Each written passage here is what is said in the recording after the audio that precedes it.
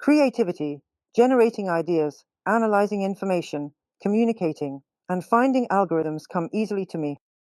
I am highly productive, but routine tasks, organizing meals, and physical exercise feel unbearably difficult and bring me no joy.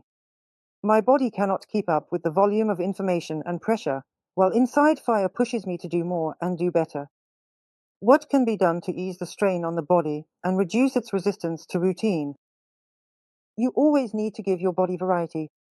One day, you might take it for a walk outside. The next, you might swim in a pool. And the day after that, you might run through the woods at night, weaving your way through the trees. In other words, do something different every time. Don't let your body get used to anything. At the same time, don't let it know in advance what you've planned for the day. For example, write down all the possible physical challenges for your body on pieces of paper, put them in a top hat, and pick one at random each day.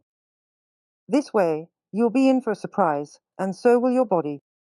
By doing this, you'll be playing with fate, challenging destiny, and giving your body a bit of playful, childlike fun, which, by the way, is something you really need as a creative person.